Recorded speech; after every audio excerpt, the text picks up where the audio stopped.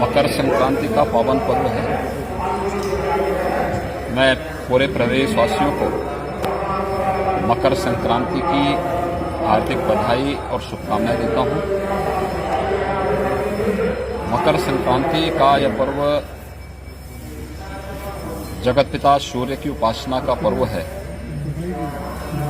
और स्वाभाविक रूप से इस चराचर जगत की प्रत्येक घटना भगवान सूर्य से जुड़ी हुई है।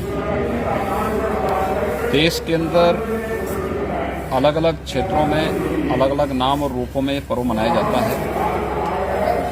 उत्तर भारत में खिचड़ी संक्रांति के रूप में, दक्षिण भारत में पोंगल के रूप में, पंजाब आदि में लोहड़ी के रूप में, असम आदि में बिहू के रूप में हम इस पर्व को मनाते हैं। बंगाल में, महाराष्ट्र में तिलवा संक्रांति के रूप में भी इसकी मान्यता है। और इस अवसर पर बड़ी संख्या में श्रद्धालुजन पवित्र नदियों में, तालाबों में, सरोवरों में स्नान करके भगवान सूर्य को अर्घ्य दे करके भारत की सनातन धर्म की परंपरा के अनुसार दान आदि की क्रियाओं को संपन्न भी करता है। गोरखपुर में महायोगी भगवान गोरक्षनाथ जी को देश के अंदर से आने वाले लाखों श्रद्धालुओं के द्वारा आस्था की पवित्र खिचड़ी चढ़ाई जाती है और इसी निमित्त आज मकर संक्रांति के अवसर पर यहाँ पे लाखों की संख्या में श्रद्धालुजन आकर के अपनी इस परंपरागत आस्था को व्यक्त करने का कार्य यहाँ पे संपन्न कर रहे हैं। मेरा सौभाग्य है कि ब्रह्म मुहूर्त में अभी 4 बजे मंदिर में पूजा आदि के कार्यक्रम संपन्न होने के बाद भगवान गोरक्षनाथ जी को पवित्र आस्था की खिचड़ी चढ़ाने का सौभाग्य मुझे प्राप्त हुआ है। हजारों वर्षों की परंपरा है। इस परंपरा का निर्वहन आज यहाँ पे किया जा रहा है। इस अवसर पे संगम तट पर प्रयागराज में और जहाँ भी पवित्र नदी सरोवर हैं उन सभी जगहों पर बड़ी मात्रा में श्रद्धालुजन स्नान आदि करके इस पूरे आयोजन में शामिल होते हैं। मकर संक्रांति के अवसर पर यहाँ पर श्रद्धालुजनों के लिए पूरी सुविधा और व्यवस्थाएं यहाँ पर पहले से ही तय की गई हैं। उसमें मंदिर प्रशासन की ओर से भी, जिला प्रशासन की ओर से भी पूरी व्यवस्था है जिससे किसी भी श्रद्धालु को किसी प्रकार की कोई दिक्कत न होने पाए।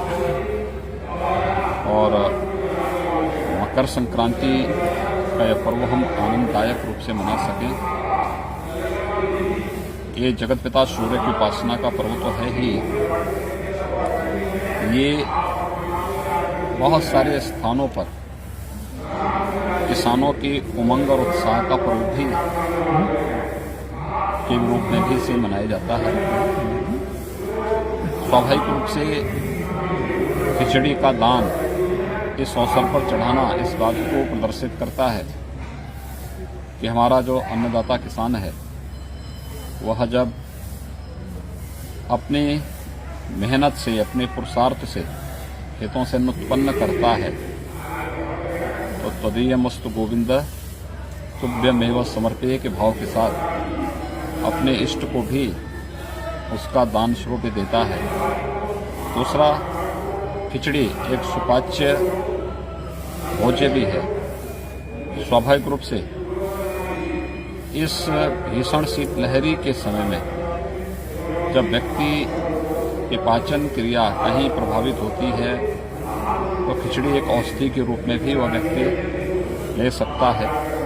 और आज यह कार्यक्रम यहाँ पर मकर संक्रांति के अवसर पर भगवान गोरक्षनाथ जी को आस्था की पवित्र खिचड़ी चढ़ाने के लिए जो लाखों की संख्या में श्रद्धालुजन आज आए हुए हैं, उन सब को और पूरे प्रदेशवासियों को मैं मकर संक्रांति की हृदय से बधाई देता हूँ, अपनी शुभकामनाएं देता हूँ और विश्वास व्यक्त करता हूँ कि जो भी व्यवस्था बनाई गई है उसका पालन करते हुए सभी श्रद्धालुजन और जहां कहीं भी मकर संक्रांति के आयोजन के साथ जुड़े हुए हैं, कोविड-19 के प्रोटोकॉल का पालन करते हुए वह इस पूरी व्यवस्था के साथ अपना सहयोग करेंगे।